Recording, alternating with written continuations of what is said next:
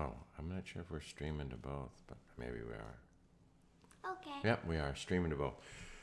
Church Without Walls. It's Sunday. Fun day. I'm John, and this is Payton Abigail. And today we're going to do some motto magic. While I teach, we're going to have a show and tell on Payton Cam.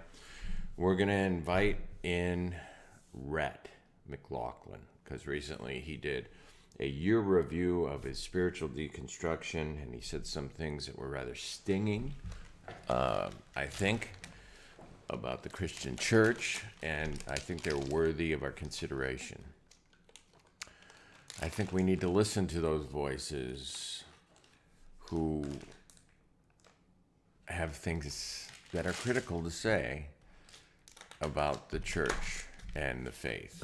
And we need to weigh them and find out if there is some truth in their observations. Maybe not their conclusions, but can we deny the observations? This and more on Church Without Walls.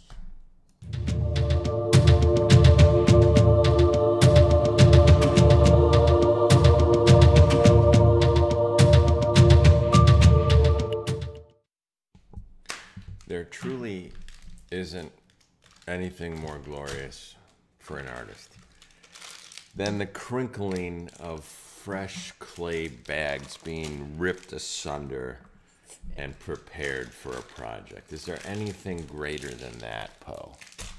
Look at that fresh yellow clay. Do we even know what we're doing? No, not yet. We don't know, although those colors kind of remind me of a SpongeBob episode, which I hope we're not going to visit, but you never know. You never know. All right. I've been watching the last SpongeBob. So recently, my wife and I were watching on YouTube Rhett McLaughlin. If you don't know who Rhett is, he is a YouTube hero, celebrity from Good Mythical Morning. He and his partner Link do crazy things like Will It Taco and stuff like that. And they have a more serious show that talks about serious subjects, and it's called Ear Biscuits. And I'll link to this particular episode, but you've heard maybe our previous show that we did entitled Rhett and Link Are Closer to God for Having deconstructed spiritually, or Rhett and Link are closer to God than their detractors, which is a bold claim for me to say as a Christian myself. But I will happily point you to their episodes where they talk about their spiritual journey away from the Christian faith. I think there is much to be learned from listening to people who have left the faith or who are sharing their deep doubts that haven't been reconciled. I think their observations oftentimes, just like the observations of many atheists or Christian detractors or agnostics, people from outside the religion looking in, I think many times their observations are almost undeniable.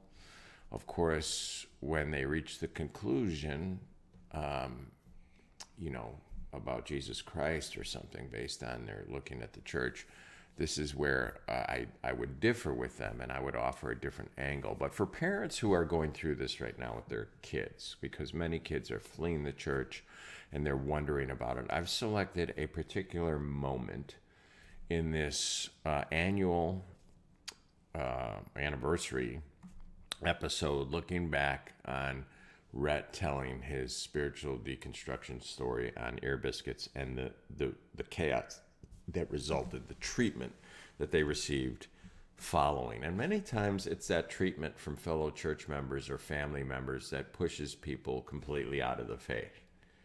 Oftentimes deconstruction is like deprogramming. You've grown up in Plato's cave and you've heard stories about the shadows, ghost stories, and you grow to a point where life and experience and your education has told you that those stories are primal myths, and you've grown beyond them.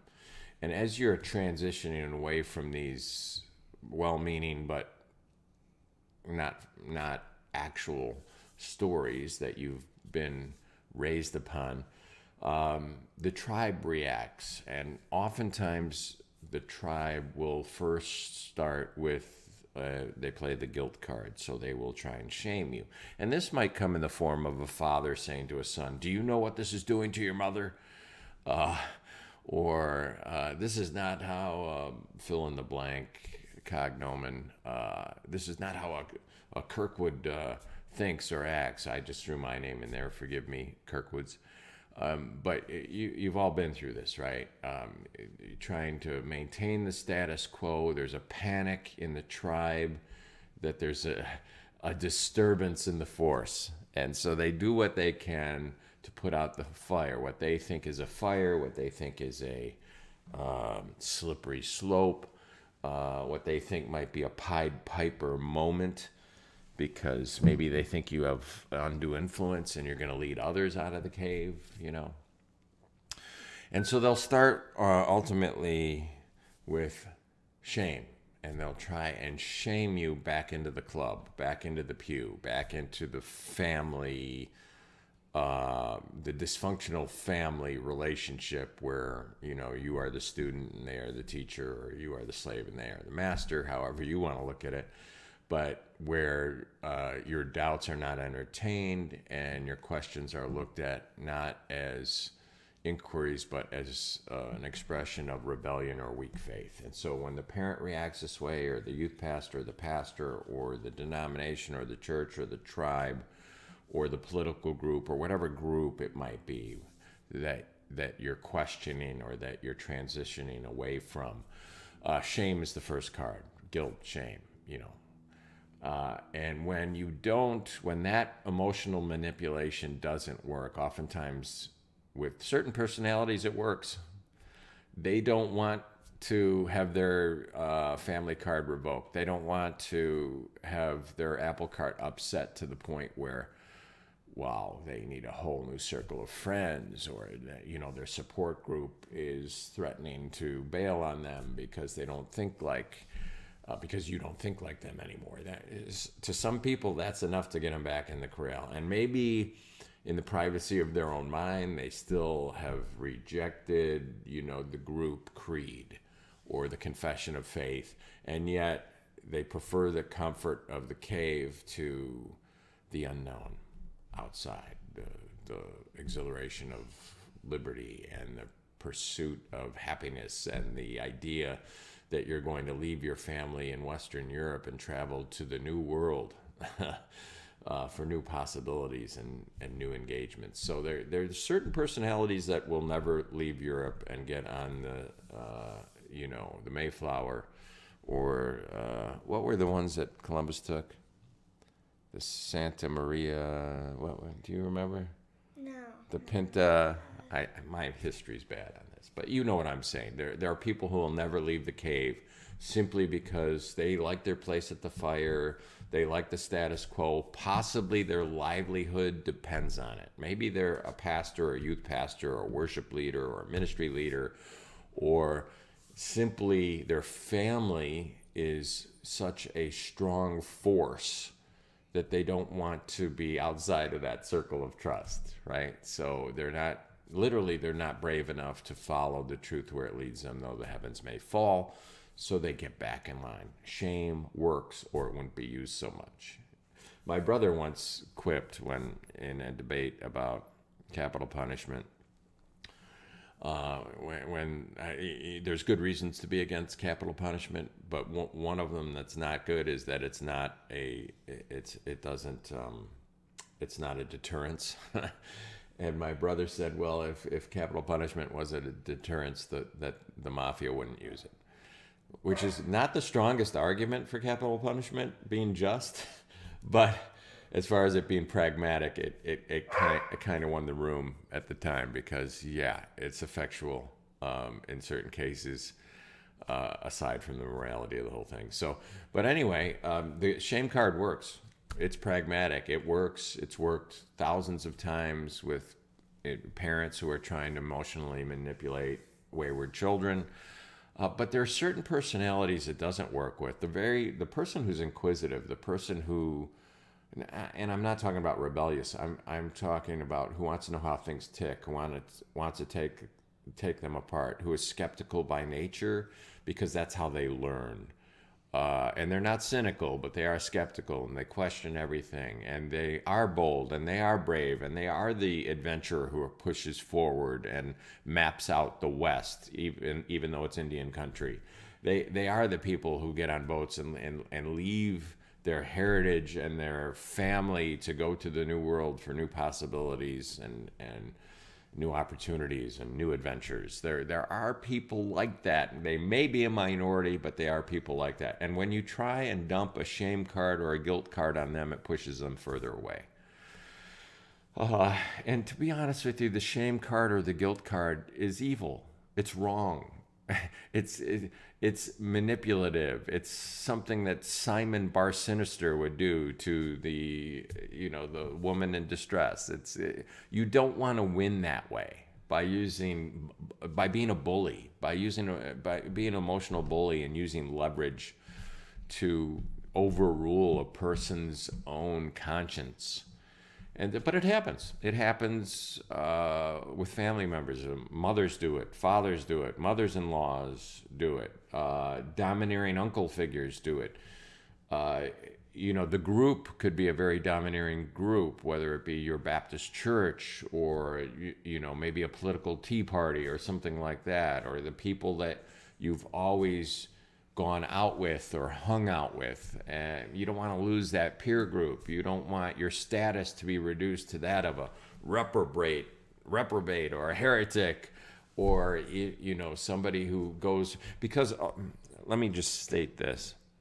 There's this thing in psychology called dichotomous thinking. It's black and white thinking. It's that everything, there's no shades of gray, there's no continuum we live on. Everything is either the good guy or the bad guy, right? There's no in between. There's no understanding of human nature like we see in the Bible, where good guys and bad guys wear the same hats, and it depends on your decision making and the choices you take, what hat you're wearing. So you only have a black hat with dichotomous thinking. You only have a black hat in your wardrobe or a white hat. That's how they think. And so if you're in the in group, you're good and you're a hero and you're to be celebrated and praised. And if you're in the others, you're evil and you're the reason for everything that's bad in the world, from acne to coffee-stained teeth to losing your hair. I'm being facetious here, but you understand that. And in some groups it would be the liberals and the queers and the Muslims, and or the blacks and the Jews, and I'm using extreme examples. Or to some groups, it's the religious, who are the bad guys. It's if you look at the Christopher Hitchens extreme, that religion has never done anything good and never led to anything just or anything like that. And so you have these extremes in dichotomous thinking where everyone's either a hero or a villain. Everyone's either a sinner or a saint. And if you're in our group, of course you're a saint. And if you're in their group, of course you're a villain, sinner. So it's very Bond-like, right? You're either James Bond or you're that tall guy with the metal teeth, right? That's it, right? And so some people they don't want to be the guy in the poster that Michael Jordan is dunking on, right? They want to win, and they want to be celebrated by their family and their friends and the group that they've grown up in. And so these are the men and women that it's been said most men live their lives in quiet desperation. They're willing to take the quiet desperation for what they get for maintaining this. Now, we see this happen in history, too. We see people willing to wear that gold swastika on their lapel simply because they wanted greater economic opportunity at the time. They didn't believe in the creeds of National Socialism, but they knew if they weren't National Socialists, they're not going to get the contract. And their family will suffer because they won't make as much marks, what have you. But so this happens. It happens in family dynamics. It happens in group dynamics. It's part of the psychology of the human race. So what do we do with it? When shame doesn't work in the group dynamic or the family dynamic, the resort is then to go to shunning. We have to shun this person. They're gone. They might have left on their own energy, but we have to close the gate and padlock it from the inside. They're not welcome. They're an abomination to the family. They're an abomination to the faith. And now we have to destroy that identity because that identity is a threat. Will their little brothers follow them? Will the people who used to sit in their small group follow them? You know, will they be a Pied Piper and further detract from our group and from, you know, our agreed upon mythos? So they're a danger. They become a danger, even if they're a son or a daughter. People who have put this ideology as an idol.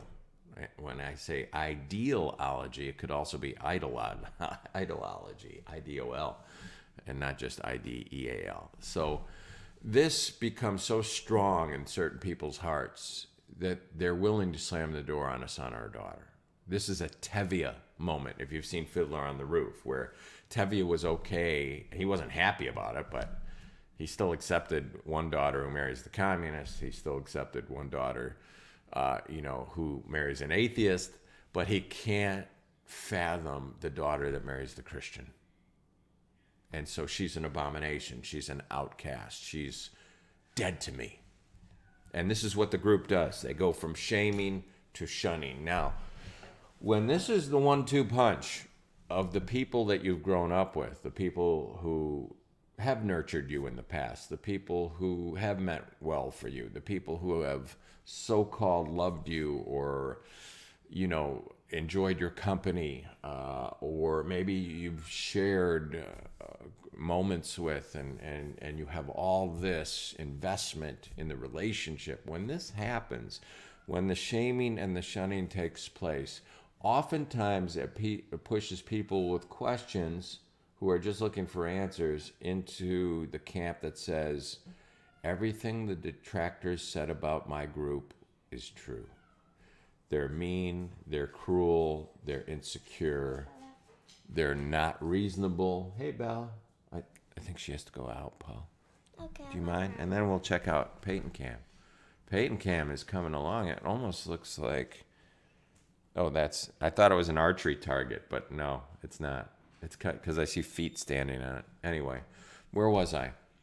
When you get to this point in the group dynamic, the treatment of the person with the questions or the people with the doubts, the treatment often pushes them away, completely away. They feel that there's no place for them, right, at the family table. And so oftentimes the dynamic changes where the group that is the polar opposite of the group that you've lived in all of a sudden welcomes you and says, well, there is a seat here for you and we'll listen to you because we've walked the same path that you've walked. And we ended up here and, you know, come sit by the fire. It's warm. We'll give you food. We'll give you comfort. We'll listen with open ears. And so oftentimes you go from one way of dichotomous thinking to another. And it's not necessarily a positive thing. Now, I'm not saying that everyone who walks away from the faith has done that. I'm not saying they haven't thought it out. They haven't reasoned it out. There aren't good reasons for it. I'm just saying that this is a dynamic that takes place oftentimes with people who question the background that they've grown up in.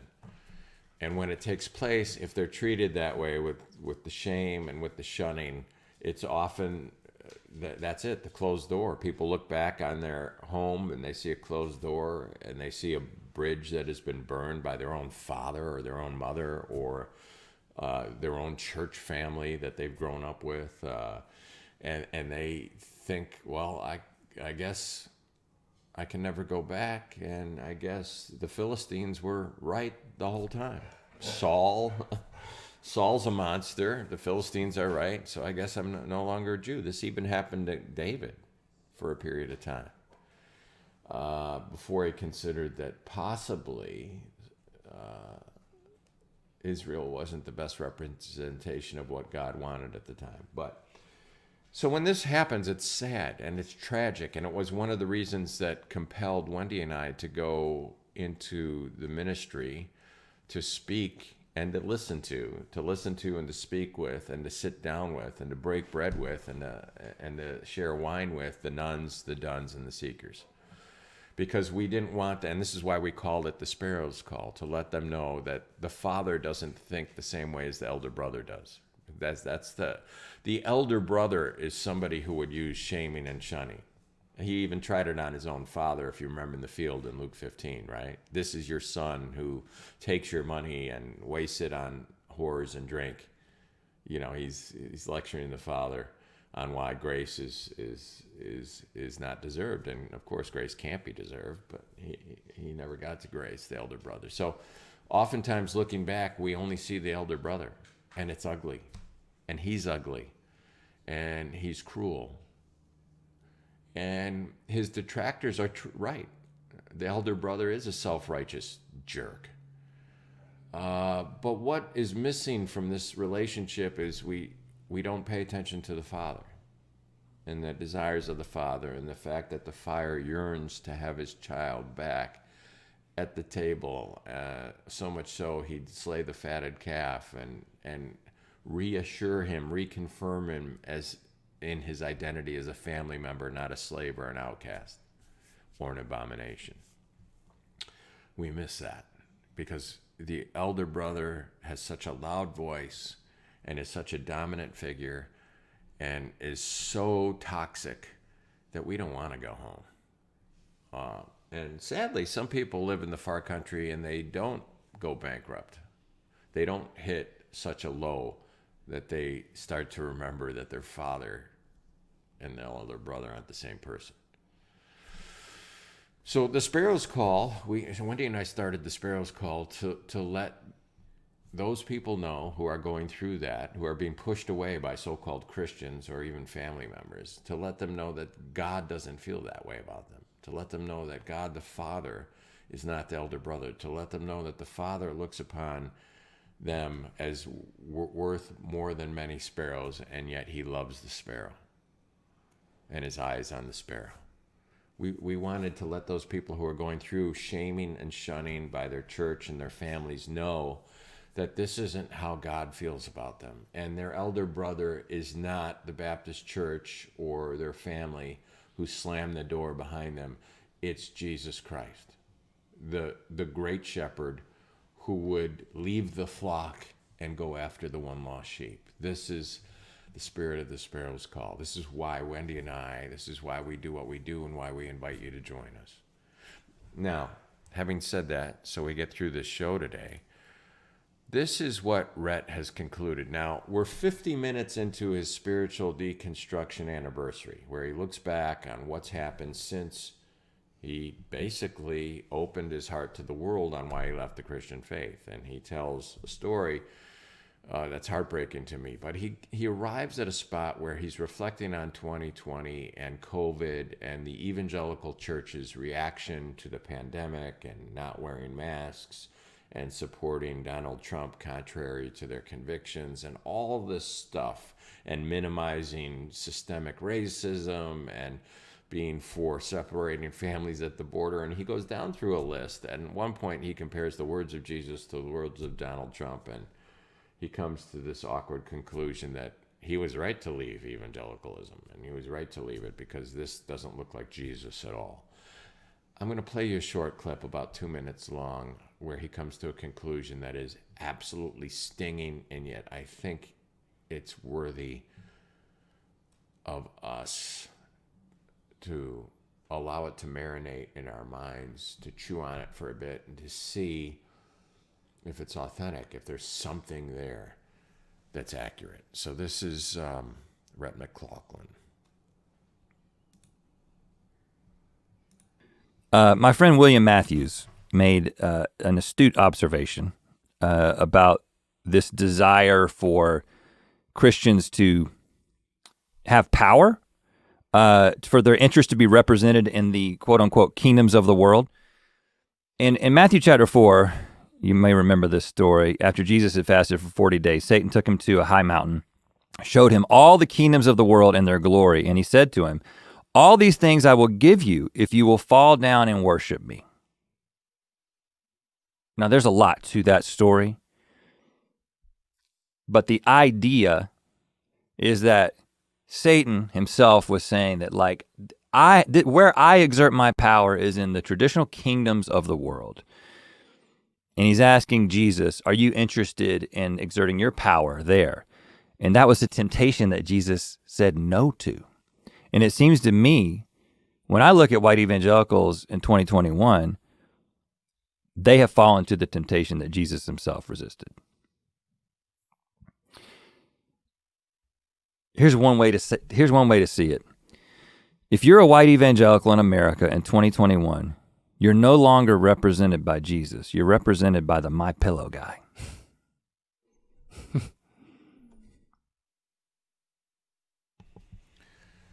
Well, I stopped you there, even though the bigger comment that I'd like you to consider is coming after that, when he responds to those people back in Plato's cave who are comparing him to the Pied Piper, saying that the reason so many kids are leaving the faith are because of people like him and because their children aren't prepared for people like him.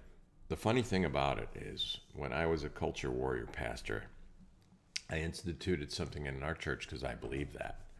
My first reaction to kids leaving the faith was that we haven't prepared them to engage in this culture war. And so I recruited a fellow from the church who was a fellow culture warrior, and I started a group for the kids from junior high to high school called Bible Boot Camp.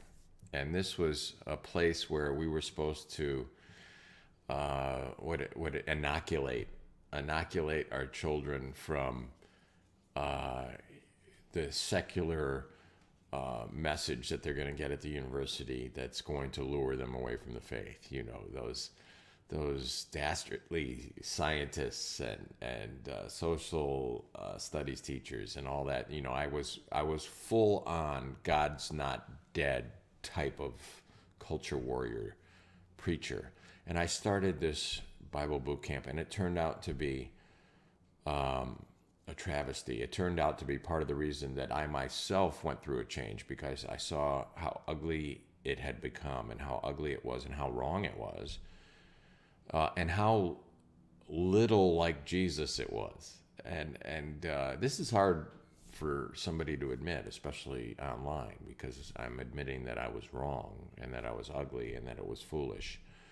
And yet this is exactly what Rhett is going to comment on now, this idea that is encapsulated in a book written by Ken Ham and George Barna, Already Gone. The idea that 7 out of 10 of the evangelical youth leave the faith or leave the church and never come back because we haven't, prepared them well enough. We haven't, taught them that the Bible's literal history, and it's only 6,000 years old. The earth and T-Rex bunked with Noah on the ark, and that if you accept evolution, or if you, shop at Costco or buy Ben & Jerry's ice cream, you're part of the New World Order that's anti-God and ushering in, the tribulation or something like that. It was a part of Christianity, but it wasn't Christianity, right? It was Christianity plus what C.S. Lewis warns against in the Screw Tape Letters. It was idolatry, ultimately, in the Lord's name. And it didn't occur to me until I saw it from the other side, right? Until I looked in the church window from outside, and I realized it wasn't persuasive, first of all. Thank you, Daryl Davis, for helping me see that. And then I realized not only was it not persuasive, but it wasn't true. It wasn't Jesus. You can't reconcile it with the words and ministry of Jesus at all. As a matter of fact, Rhett's right here. Jesus said no to the king of powers. He said, as he's standing in front of Pilate, if my kingdom was of this world, my servants would fight. And here I was fighting for the kingdoms of this world and opposing the words of my Lord on the eve of his crucifixion. So this is what Rhett's going to talk about now, and I want you to chew on this for a second, and then we'll go to Payton and see what we got going here, okay? Let's continue with Rhett. I mean, that's what I would think. Because that's what I see.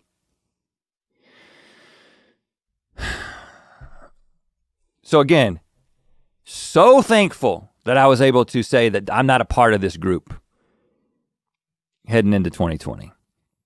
But I want to address another aspect of the story. One of the common responses to our story was a sense of like fear and panic that the two of us were leading kids astray, that these YouTubers who have this big audience that has a lot of kids in it are causing these crises of faith to happen all over the place, right? Mm-hmm.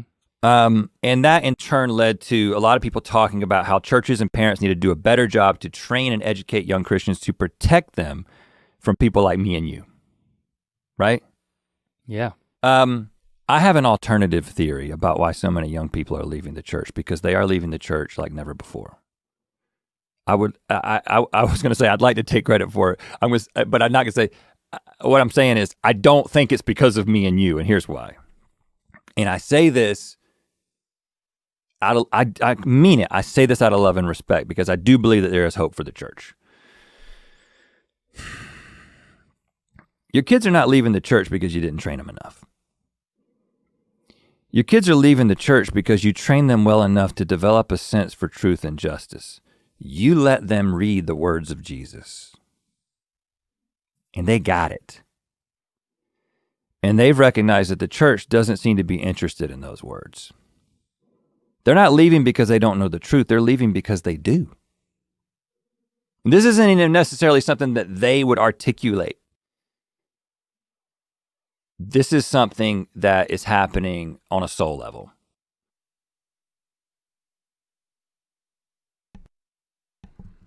Your kids are not leaving the church. Wow. Because they don't know the truth. Your kids are leaving the church because they do. Because you introduced them to Jesus. I've heard it said because we've taught our children to critically think, to weigh the spirits and hold on to that which is true. And they see words coming out of a book and coming from a pulpit in one case, and the people who are sharing those words and celebrating those words aren't living those words. It's a classic case of children looking at their parents and not wanting to discern the ugly truth that their parents are frauds or hypocrites. Not just once in a while, not just here and there, not just they get a call that they don't want to take, so they step outside and tell their wife to say to the caller, "Oh, my husband's not home, he just stepped out." It's not something like that. This is something that's larger than that. This is something that suggests that the whole group that they've grown up with, their whole heritage of the faith, is nothing but a group of people who have taken the Lord's name in vain. And it's not unique to America in 2020. There have been times in church history where the church was uglier than the most gruesome opponent of the church. This is what made Voltaire look at the church, the Catholic Church, that was driving Huguenots from their homes and killing them and stealing their property, reject all of Christianity because that was the one true church of that era. This is why in times of great apostasy during Israel's wayward kings, right, that we're supposed to represent God. God says in both Testaments that the Gentile world curses my name because of you. And he was talking to his followers that had taken his name in vain. So this is not something new or unique to the Christian church in 2020. It's happened many times in many places because people have a tendency towards idolatry. It happened with the Reich Church in the 30s in Germany and Austria. The Reich Church that pretty much rewrote the Bible because of Hitler's influence. It's happened before. It'll happen again. The question is, how are we going to respond as members of that church? How are we going to respond as lovers of Jesus? Are we just going to slam the door on what Rhett just said, or are we actually going to weigh it and see if we actually do, as the bride of Christ, look fat in that dress? Do we have a run in our stocking? Remember, one of the great dangers of Christian apologetics is you get so defensive of the world's chastising of Christian behavior that you start to build into your apologetics a defense of the church and not a defense of the hope that is within us. It's Jesus that's infallible, not the faith, not the faithful, not the book. It's God that is omniscient and benevolent and omnipresent. And yet we feel that we have to defend the schizophrenic bride even when she is a homicidal maniac, like during the Borgia popes. And that's not honoring to God. Many times the people who are looking outside of the church and saying, this is evil or this is phony, they're closer to God. The atheist becomes closer to God when he has a relationship to the truth that is more authentic than the believer who's denying it or suppressing it. And I'd even say this, and my atheist friends won't like it, but the atheist brings more glory to God when he plays that role. And it should shake up the church, and it should make us rethink, what are we doing? How is it that the atmosphere around the early church looked at Christians as crazy and as atheists because they didn't worship the emperor, and as, weird and eccentric, but ultimately they looked at them and they said, but what a love they have one for another. And their yes means yes and their no means no. In other words, if they say something, you can take their word for it. Is that the experience of Americans today with the church? Is that your experience at your church? Are Christian businessmen more ethical than non-Christian businessmen? I'm not going to answer this rhetorical question because you know the answer. How does the world look at our church today? Does it look at our church as a loving reflection of Jesus Christ, who goes to the broken, the unwanted, the lepers, the outcasts, and binds their wounds? Or does the world look at our reflection of Jesus as some kind of distorted image of judgmental, self-righteous hypocrites? Again, I won't answer that question. Don't want to leave you on a negative note. I would just suggest to you that you consider once more these words of Rhett, and then we'll catch up with Payton. Was a sense of like fear and panic that the two of us were leading kids astray, that these YouTubers who have this big audience that has a lot of kids in it are causing these crises of faith to happen all over the place, right? Mm-hmm. And that in turn led to a lot of people talking about how churches and parents need to do a better job to train and educate young Christians to protect them from people like me and you, right? Yeah. I have an alternative theory about why so many young people are leaving the church, because they are leaving the church like never before. I was gonna say I'd like to take credit for it, but I'm not gonna say, what I'm saying is I don't think it's because of me and you, and here's why. And I say this I mean it. I say this out of love and respect because I do believe that there is hope for the church. Your kids are not leaving the church because you didn't train them enough. Your kids are leaving the church because you trained them well enough to develop a sense for truth and justice. You let them read the words of Jesus. And they got it. And they've recognized that the church doesn't seem to be interested in those words. They're not leaving because they don't know the truth. They're leaving because they do. And this isn't even necessarily something that they would articulate. This is something that is happening on a soul level.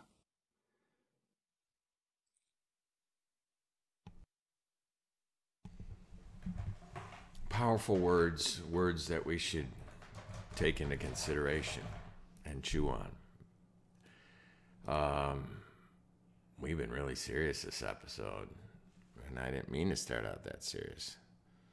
But let's check in on Poe's claymation here. What do you got, Poe? Almost done. Oh, you're not done yet? No, I just have to add one more. Okay, then I'll. Oh, and I think your camera went off. We might have to use my camera. Anyway, so today, if you're not a friend of our YouTube channel, please look up our YouTube channel, The Sparrow's Call. Just type in The Sparrow's Call, John Kirkwood. It'll pop up. Something will pop up. And hit the subscribe button or the like button or whatever it is on YouTube, the bell, and you'll get all our videos, not just these, Church Without Walls, but you'll get all our interview videos with Voices in the Wilderness, where we interview people at the intersection of faith and science, and we talk about the reasons that people are leaving the faith, and some of that we share some of the resources that'll be a safety net for those people who have some of the same questions that Rhett and Link had, and yet might not come to their same conclusions. We're trying to let people know that it isn't a binary choice. It's not, God or science. It's not the Bible or science. You can have a healthy relationship with both. You can remain in the family of God and still accept modern science, even if you don't think like your parents or what the traditions you've grown up in. So we're trying to say to that sparrow that God loves you. We're trying to say to the lost sheep that the good great shepherd is coming for you. We're trying to say to that brother in a far country that the Father yearns for you to be home and at the dinner table. Like Rachel Held Evans says, the Church of God shouldn't be a bunch of self-righteous people slamming the door on sinners, saying there's no place for you here, but we should tear down the walls and throw the doors open and say there's bread and wine here. Come and talk with us. That's the goal of the Sparrow's Call and Voices in the Wilderness. So we encourage you to go to our YouTube channel where most of the action takes place. And today we have a video releasing from a young Christian biologist named Aaron Yilmaz, who wrote a book called Deliver Us from Evolution. And it's a book how you can reconcile your faith and your understanding of modern science, and you don't have to choose between the two. It's a wonderful book. He's a brilliant young biologist, and I think you'll find the interview fascinating. It's a little long. It's a 2-hour interview. You could watch it in chunks, but I think it'll be worth your time. So did I stall long enough for you to... Yes. Okay, unfortunately, I think your camera tuned out. I don't know why. Let me try and fix it real quick. Well, this is the coolest art piece I've done on the show. It's the coolest art piece, and your dumb camera went off. Yeah. Let me try and get your camera going. Hold on a second. Let's see. Is it the battery? Oh, it's coming back on. Blah, blah, blah. No, you would say what? You would say yada, yada, yada, wouldn't you? Yeah. Technical difficulties, folks, but I trust me, it'll be worth your time. Here it comes. If I can't get this one on, I'll hold it up in front of my camera, okay, Paul? Are you making fun of me? Okay, it's not coming on, so I'm not going to take any more time. Oh, you are a little nasty, aren't you? All right, so let me hold this up. We're going to do this together. Pay made a very cool, she's right, this project. It's a two-piece project, and it's like stuck to the ground. So let me show you this first. It's a very cool archery target with an arrow in it. And I'll hold it right here on the edge. Now, okay, you bring yours in. Oh, let me hold them both, and why don't you explain them? So that's a girl in a pretty dress who's standing on a target, and she's pointing a bow with an arrow on it at this target. She's probably really good because she hit a bullseye. She had. Who got 3 bullseyes in her last archery class the other day, and hit a balloon? Who did that? I did. You did? Yeah. Okay, Kitness or Katniss or whatever it was. What's her name? This is awesome. Wait, you have painting to show us too, right? Oh yeah. I'm taking an art class, and this is the painting I painted. And when I proposed to Wendy's mother, I retold the myth because I'm really into C.S. Lewis, and I loved how he retold the myth of Cupid and Psyche to emphasize what it's like for somebody who comes from an unsaved family and trusts Christ and how they're treated with shaming and shunning. I don't know how I just fit that in, but I was so impressed that he did that with the Greek myth that I proposed to Wendy by retelling the myth of Hades and Persephone, which, never mind, but Persephone eats 6 seeds from a pomegranate, and then she has to stay with this Prince of Darkness, me. So Payton knew this story, and she decided to paint a pomegranate. And you got a spoon here. Full of pomegranate seeds. Pomegranate seeds. And she knows that she wouldn't be here if her daddy didn't propose to her mommy with a pomegranate. So this is like our symbol. It should go on our new coat of arms. Mm-hmm. The Kirkwood coat of arms has this shirtless beast of a man, a Highlander. He's shirtless, and he's holding a hammer, which is probably what he took into battle. And our coat of arms has this psycho shirtless dude with a hammer. And I'm thinking we should redo our coat of arms and get rid of the crazy psycho with the hammer that looks like Ajax, and replace him with a pomegranate. Yeah, that'd probably be Make better. love, not war. Make pomegranates and art. All right. So from me and Poe, we're saying we love you. Thank you for joining us. We'll see you next week.